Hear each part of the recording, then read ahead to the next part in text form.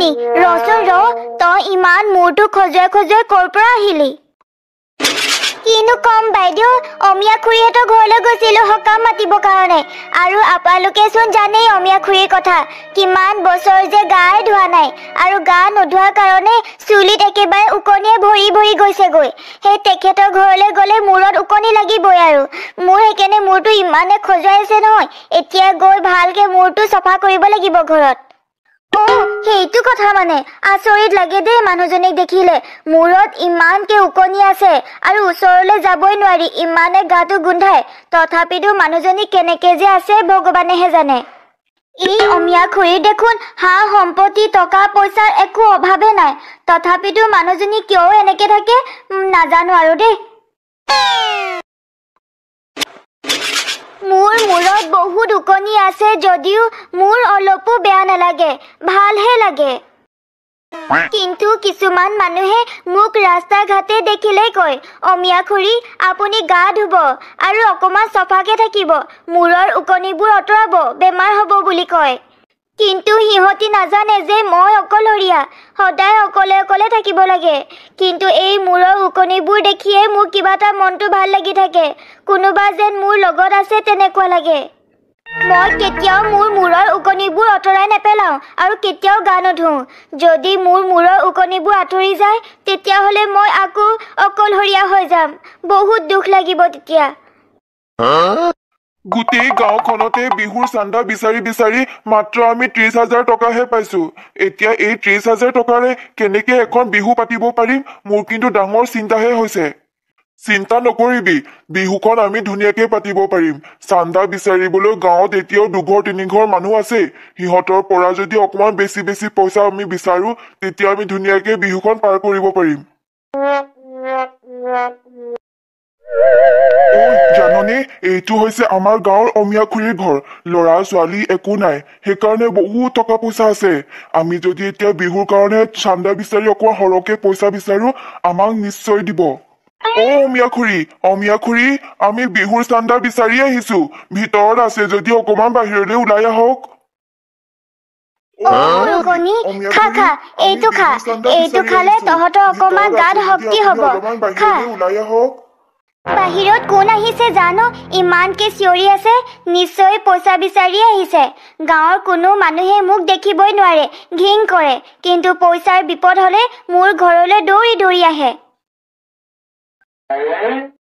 এতিয়া আমাৰ অলপো চিন্তা নাই আমি এতিয়া যিমান পইচা বিচাৰিম সিমান পইচাই দিব অমিয়া খুৰী বহুত ভাল কি হ'ল আপোনালোকে মোক কিয় মাতিছিলে কওক অমিয়া খুৰী আমি গাঁৱত দেখোন প্ৰতি বছৰে বিহু এখন পাতো জানেই আপুনি এইবাৰো আমি পাতিব লৈছো কিন্তু পইচা অকমান অসুবিধা হৈছে যদি আপুনি কেইটকামান দি আমাক সহায় কৰে তেতিয়াহ'লে আমি বিহুখন ডাঙৰকে পাতিম আৰু নামি দামী আমি গায়কো মাতিম নাই মই 1 টকা এটাও দিব নোৱাৰো গাঁৱত ইমানকে বিয়া সকাম হৈ থাকে তেতিয়াহ'লে তহঁতি মোক কেতিয়াও নামাত কিন্তু চান্দা বিচাৰি পইচা বিচাৰি মোৰ ঘৰলৈ আহিয়ে থাক মই একোত 1 টকাও দিব নোৱাৰো তেনেকে নকবচোন আমি বহুত আশা কৰি আপোনাৰ ওচৰলৈ আহিছো বিয়া সভাত এইবোৰত নমতাৰ কাৰণ আছে আপোনাৰ মূৰৰ উকনিবোৰ এইবোৰ যদি আপুনি চাফ চিকুণ কৰি আপুনি নিজে যদি অকমান ভালকে থাকে তেতিয়া আপোনাৰ সকলো মানুহে বিয়া সভা সকলোতে মাতিব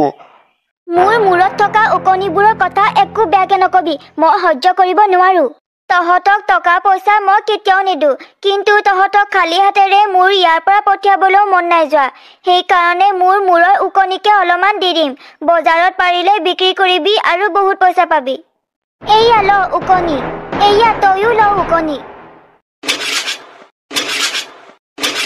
উফ মোৰটো ইমান খজুৱাইছে উকনি গোটেইখিনি মোৰ মূৰতে দিলে চাগে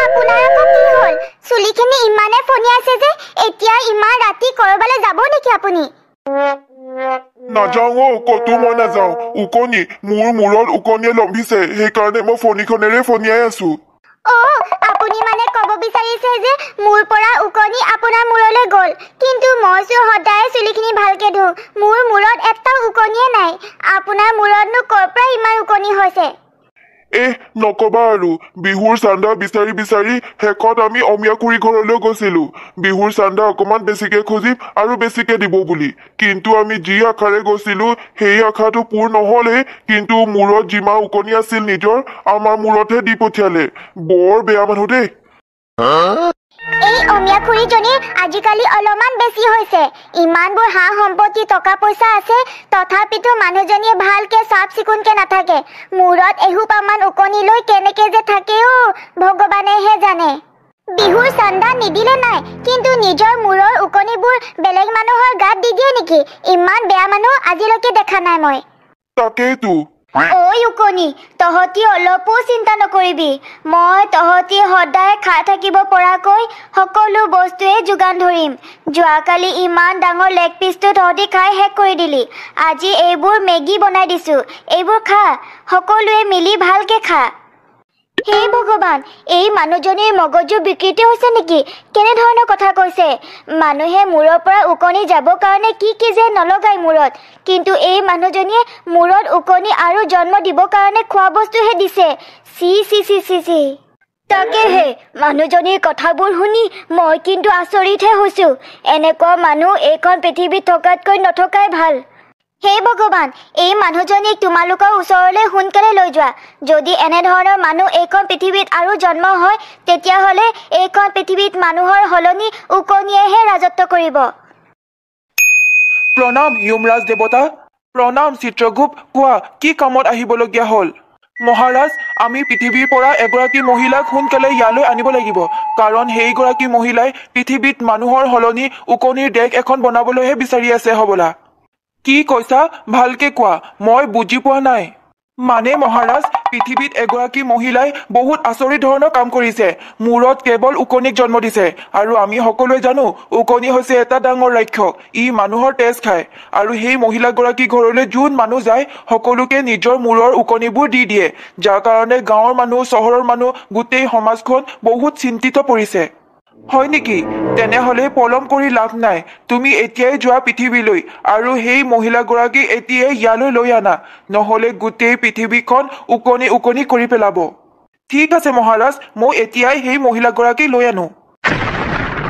বাইদেউ মোক কিছু টকা নহলে অলপ খাদ্য দি সহায় কৰক এসপ্তাহ দিন ধৰি একো খাবই পৰা নাই সহায় কৰক মোক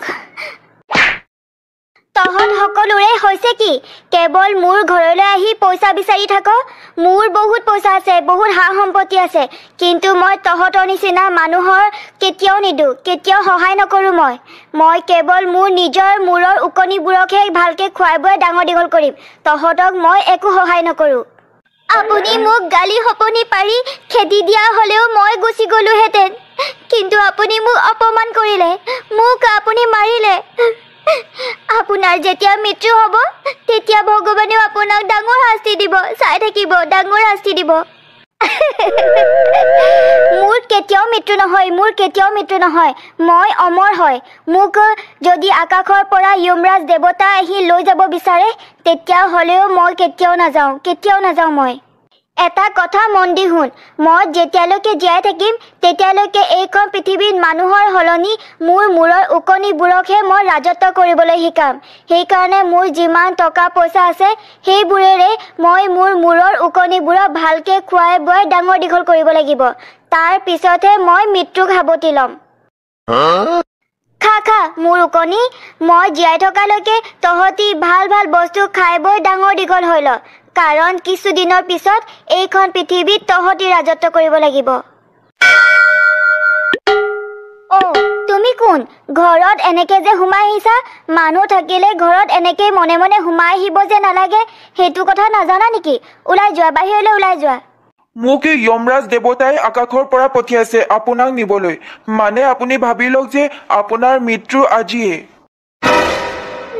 নাই মই কি দেখিছো মোৰ আজি মৃত্যু নাই মই ইমান সোনকালে মৰিব নোৱাৰো মোৰ বহুত আশা আছে বহুত সপোন আছে কৰিবলগীয়া বহুত কাম আছে সেইবোৰ কোনে কৰিব আপুনি নাযাওঁ বুলি ক'লে জানো হ'ব আপোনাৰ আজিয়ে মৃত্যু সেইকাৰণে আপুনি মোৰ লগত এতিয়াই যাবই লাগিব বলক মই যাম বাৰু, কিন্তু মোৰ এটা শেষ আশা আছে।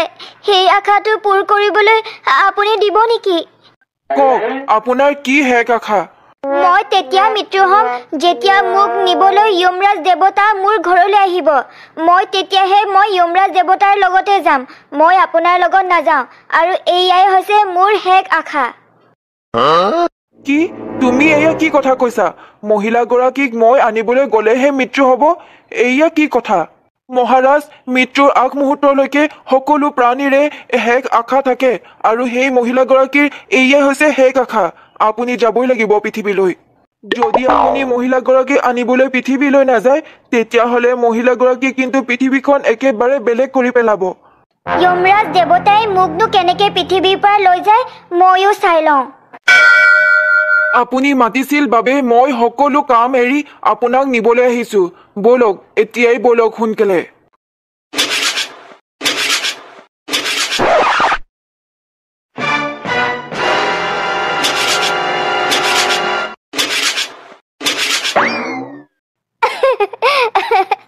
মোক নিবলৈ আহে, নিজে ভয়তে পলালে। সেই মানুহগৰাকী বহুত বুদ্ধিয়ক। নিজৰ মূৰৰ ওকণি মোৰ মূৰত দি দিলে। এতিয়া ইমান খজুৱাইছে মোৰ চুলিখিনি। বৰ আচৰিত মানুহ দেই। আপোনাক দেখি অলপো ভয় নকৰিলে? তেনেকুৱা মানুহক আমি কিন্তু শাস্তি দিহে পৃথিৱীৰ পৰা ইয়ালৈ আনিব লাগিব। তেনেকুৱা মানুহক কেনেকে যে শাস্তি দিব লাগে মই সেয়া ভালকে জানো। এতিয়া মই ওকণিৰ ৰূপ লৈ পৃথিৱীলৈ যাম, আৰু সেই মানুহগৰাকীক মৃত্যু কৰি পৃথিৱীৰ পৰা লৈ আনিম। মোৰ এইটো ৰূপ মহিলাগৰাকীয়ে কেতিয়াও চিনি নাপাব। মই এই ৰূপেৰে মহিলাগৰাকীক মৃত্যু কৰি পৃথিৱীৰ পৰা আনিব লাগিব। মোৰ মূৰত থকা ওকণিসকল, তহঁতি ভালকে শুন। মোৰ কেতিয়াও মৃত্যু নহয়, মোৰ কেতিয়াও মৃত্যু নহয়। মই অমৰ, মই সদায় জীয়াই থাকিম। মোক খাদ্য লাগে। তই কোন হয়? কোন হয় তই? কিয় আপুনি মোক চিনি নাই পোৱা নেকি? আপুনিয়ে চোন মোক খুৱাই বুৱাই ইমান ডাঙৰ কৰিলে। মই আপুনি সৃষ্টি কৰা ডাঙৰ ওকণি। হা? মই সৃষ্টি কৰা ওকণি ইমান ডাঙৰ হ'ব বুলি ভবাই নাছিলো। ভালে কৰিলি, তই এনেকে যে মোৰ ওচৰলৈ আহিছ। মই তোক এতিয়া যেনেকে শিকাম সকলো তই ভালকে শিকি লবি, আৰু এইখন পৃথিৱীত তহঁতিয়ে ৰাজত্ব কৰিব লাগিব। ঠিক আছে বাৰু, আপুনি মোক সৃষ্টি কৰাৰ বাবে মই আপোনাৰ চৰণত ধৰি আশীৰ্বাদ ল'ব বিচাৰো।